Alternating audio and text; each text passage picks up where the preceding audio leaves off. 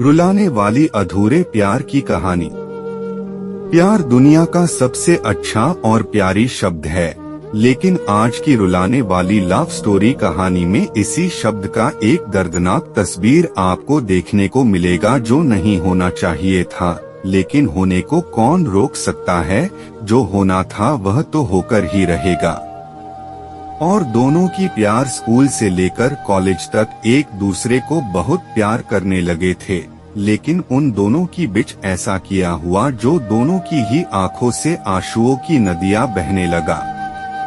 तो चलिए पायल और ऋषभ की आगे की कहानी के बारे में जान लेते हैं।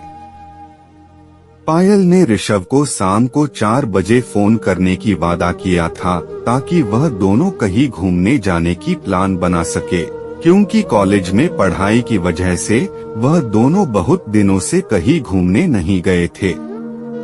लेकिन शाम को 5 बज चुके थे, पायल का कोई फोन नहीं आया, इसलिए ऋषभ ने ही पायल को फोन किया, मगर पायल ने ऋषभ की फोन काट दिया। ऋषभ को थोड़ा अजीब लगा, फिर भी ऋषभ ने दोबारा फोन किया, लेकिन फिर से पायल ने फोन कट दिया। ऋषभ ने सोचा कि पायल तो ऐसा नहीं करती, लेकिन आज कोई ना कोई तो बात है, क्योंकि ऋषभ पायल से मिलने के लिए बहुत ही उत्साहित था। तभी पायल की फोन आया और कहा कि ऋषभ मैं आज कहीं घूमने के लिए नहीं जा सकती, और सारे बात मैं तुम्हारे घर में आकर बताऊंगी। ये कहकर पायल ने फोन काट दिया। लेकिन ऋषभ बहुत खुश था, क्योंकि ऋषभ को लगा कि आज पायल की आवाज में एक बेचैनी सी महसूस हो रहा है। मुझे शायद मुझसे मिलने के लिए बेचैनी रही होगी। ये सोचते सोचते मन ही मन बहुत खुश था और हल्का सा होठों पर मुस्कान था। शाम की अंधेरा होने आया था और तभी अचानक कोई ऋषभ की घर का दरवाजा खटखटाने लगा। तभी ऋषभ की मां ने ऋषभ से दरवाजा तक पहुंचने से पहले दरवाजा खोला और देखा कि पायल दरवाजा पर खड़ी है। ऋषभ की मां ने कहा, कैसी हो बेटा पायल? पायल ने ऋषभ की मां को नमस्ते करते हुए कहा, मैं ठीक हूँ, मैं थोड़ा ऋषभ से मिलने आई हूँ। ये कहते हुए पायल ने सीधा ऋषभ की कमरे में चली गई। पायल ऋषभ की कमरे में जाते ही जोर जोर से रोने लगी। उसकी आंखों से आंसुओं की मोटी मोटी बूंदें गिर रहा था। पायल की रोना देखकर ऋषभ हक्का बक्का हो गया। उसे समझने में नहीं आ रहा था कि अचानक पायल को क्या हो गया है और वह क्यों रो रही है। ऋषभ ने सबसे पहले पायल की आंखों का आंसू पोंछा और कहा, पायल तुम्हें क्या हो गया और तुम अचानक रो क्यों रही हो? सब ठीक है ना? ऋषभ की इतना कहते ही पायल टूट गई और बिना कुछ कहे और भी जोर जोर से रोने लगी। ऋषभ ने पायल को हाथ पकड़ा और आपने हाथों में पायल की हाथ रखकर कहा, अब बताओ क्या हुआ और इतना रो क्यों रही हो?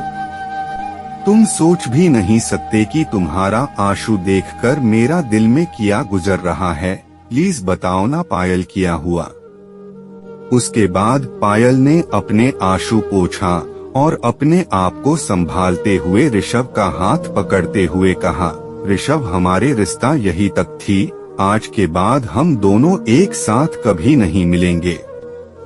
पायल की ये बात सुनकर ऋषभ को ऐसा झटका लगा कि 420 वोल्ट की बिजली उसके शरीर में से गुजर गया। ऋषभ ने पायल की हाथों को कस के पकड़ा और चिल्लाते हुए कहा, तुम पागल हो गई हो क्या बोल रही हो? तुम्हें पता है तुम होश में तो हो? पायल इतना रो रही थी कि आप सोच भी नहीं सकते। पायल को ऐसा लग रहा था कि उसकी जिंदगी वहीं पर खत्म हो जाएगा, लेकिन खुद को समझते हुए ऋषभ की हाथों को पकड़कर अपने पास बिस्तर में बिठाया और रोते हुए कहा, ऋषभ मैं जो कह रही हूँ वह ध्यान से सुनो। मैं अब और तुम्हारा नहीं रही, मैं किसी और की अमानत बनने जा रही हूँ, क्योंकि पिताजी ने आज ही मेरा रिश्ता तय करके आया और ये रिश्ते से घर में सब बहुत खुश है। ऋषभ पायल की तरह एक जिंदा लाश बनकर पायल की बात सुन रहा था। ऐसा लग रहा था कि पायल की बात सुनकर ऋषभ बेहोश हो गया हो और उसे समझ में नहीं आ रहा था कि उसे किया और कैसे बोले।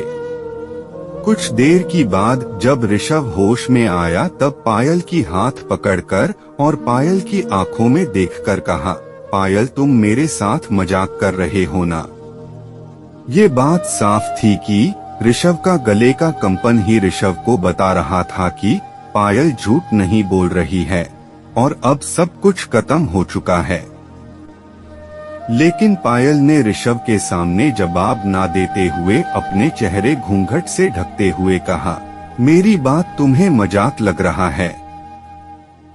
अचानक ऋषभ को ऐसा लगा कि पूरा आसमान उसके सर पे टूट पड़ा है और उसके आंखों के सामने पूरे कमरे में अंधेरा छा गया है। ऋषभ ने अपने दोनों हाथों से अपने सर को पकड़कर जमीन के तरफ एक नजर से देखने लगा। उसकी आंखों में सब कुछ धुंधला सा नजर आ रहा था। उसे चारों तरफ सिर्फ अंधेरा ही अंधेरा नजर आ रहा था क्योंकि उसकी आंखों से आंसुओं की नदियां बह रहा था। वह सोच भी नहीं पा रहा है कि जो उसकी बचपन का प्यार है वह आज से बहुत दूर उसे अकेला छोड़कर जा रही है और मैं कुछ ना कर सका। पायल रोते रोते बिस्तर से उठकर दरवाजे की तरफ बढ़ने लगी, लेकिन ऋषभ ने अभी भी जैसे बेहोशी की हालातों में बिस्तर में बैठा हुआ था। अचानक ऋषभ बिस्तर से उठा और पायल को आवाज लगाए और दर्द भरी आंसुओं के साथ होठों पे दर्द भरी मुस्कुराहट के साथ पायल की तरफ देखकर कहा, तुम अब यही कहने वाली थी ना कि मैं तुम्हारी शादी में किसी प्रकार की बाधा ना डालूं। पायल ने ऋषभ की बात सुनकर अपने सर को झुकाते हुए कहा, हाँ ऋषभ, मुझे तुमसे यही कहना था कि मुझे तुम पर पूरा भरोसा है कि तुम कुछ भी ऐसा काम नहीं करोगे जिससे मेरा शादी में कोई बाधा आए और मेरा पिताजी का इज्जत मिट्टी में मिल जाए। ऋषभ पायल की बात सुनकर हैरानी से पायल की तरफ देख रहा था और सोच रहा था कि यही था उसकी और हमारी बचपन का प्यार। उसे ये तक पता नहीं है कि मैं उसे कितना प्यार करता हूँ और मैं ऐसा कुछ भी सोच भी नहीं सकता हूँ कि पायल और उसकी घर वालों को मेरी वजह से कोई नुकसान पहुँचे। क्या पायल ऋषभ को इतना जानता था? पायल दरवाजे की तरफ जाते वक्त पायल ने ऋषभ की माँ को देख लिया था और उसे समझ में आ गया था कि ऋषभ की माँ ने हमारे सारी बातें सुन लिया था। पायल ने अपने सर झुकाकर वहाँ से चली गई। माँ ने ऋषभ की तरफ देखा और बेटे की दर्द देख ना पाकर ऋषभ की कमरे से अपने कमरे में चली गई। ऋषभ को जब पायल की चेहरा याद आया तो उसे उसकी सारे आंसू नकली लगने लगी थी, क्योंकि पायल की चेहरे पर शादी की खुशी का झलक अब ऋषभ याद कर पा रहा था। पायल की मजबूरी ने सिर्फ ऋषभ का दिल ही टूटा नहीं, उसका भरोसा भी टूट चुका था। निष्कर्ष, प्यार एक ऐसा चीज है जिसे पाने के लिए इंसान के अंदर एक सच्चा दिल होना बहुत जरूरी है, क्योंकि एक सच्चा प्यार उसके जीवन को बदलता है।